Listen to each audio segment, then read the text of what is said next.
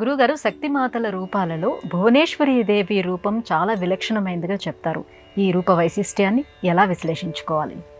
ఏణాంకానలభానుమండలలసశ్రీచక్రमध्ये స్థితాం బాలార్కద్యుతిభాసురాం కరతలైః పాశాంకుశౌ బిభ్రతీం చాపం బాణమపి ప్రసన్నవదనాం కౌసుంభవస్త్రాన్వితాం తాం త్వాం చంద్రకళావతం సమకుటాం చారుస్మితాం భావయే.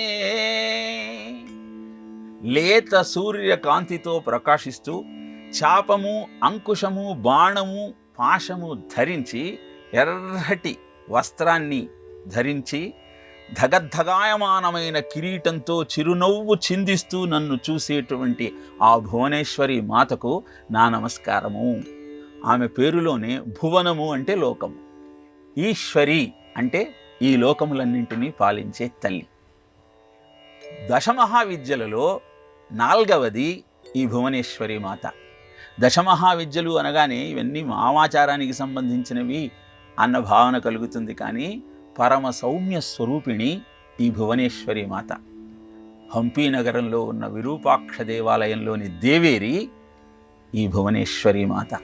విద్యారణ్య స్వామి విజయనగర సామ్రాజ్యాన్ని నిర్మించాలనుకున్నాడు. దానికి ధనం కావాలి. అప్పుడు ఆయన ఈ తల్లిని ఆరాధించాడు. బంగారం వర్షంగా కురిసింది. రాజప్రాసాదాలలో కురిసిన దానిని వీరు ఉపయోగిస్తే ఇళ్లల్లో కురిసిన దాన్ని ప్రజలు స్వీకరించారు. అంగళ్ళ రతనాలు అమ్మినారటైచట అని మనం వింటూ ఉన్నాం.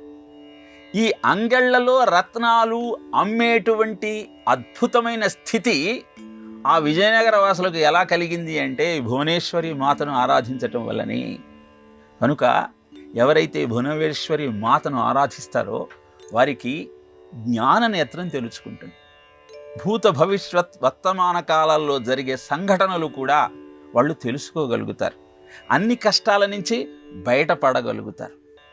చంద్ర ప్రభావం వాళ్ళ మీద సన్నగిల్లుతుంది. ఇలా అద్భుతమైనటువంటి ఫలితాలన్నీ కూడా భువనేశ్వరి మాతను ఆరాధించటం ద్వారా మనకు సిద్ధిస్తాయి. ఓం హ్రీం శ్రీం క్లీం భువనేశ్వర్యై నమః అంటూ మంత్రంతో ఈ తల్లిని ఆరాధించే పద్ధతి కూడా ఉన్నది. కానీ మంత్రంతో ఎప్పుడైతే ఉపాసన చేయాలనుకుంటారో అప్పుడు గురువు దగ్గరికి వెళ్ళి ఉపదేశం పొంది చెయ్యాలి. మనం ఆ తల్లిని ధ్యానించాలి అనుకుంటే ముందర మన ఇంద్రియాలన్నింటినీ ప్రాణాయామం ద్వారా మన స్వాధీనంలోకి తెచ్చుకొని తరువాత కనీసం 30 నిమిషాల సేపు ఆ తల్లి నామాన్ని ధ్యానిస్తూ మనం ప్రతిరోజు గడపగలిగితే నీకు ఉన్న మానసిక సమస్యలన్నీ కూడా పరిష్కరింపబడతాయి అని మంత్రశాస్త్రం తెలియజేస్తూ ఉన్నది. కనుక ఈ భాద్రపద శుద్ధ ద్వాదశి ఆ తల్లి జయంతిగా, భువనేశ్వరి మాత జయంతిగా జరుపుకుంటాం. ఆ తల్లికి భాద్రపద శుద్ధ అష్టమి అంటే చాలా ఇష్టం. అష్టమి దుర్గా దేవి జన్మించినటువంటి ముహూర్తం కనుక ఈ తిథులలో ఆ తల్లి నిన్ను కరుణిస్తుంది. కనుక భువనేశ్వరి మాతను ఆరాధిస్తూ జీవితాన్ని అద్భుతంగా గడిపే ప్రయత్నం చేద్దాం.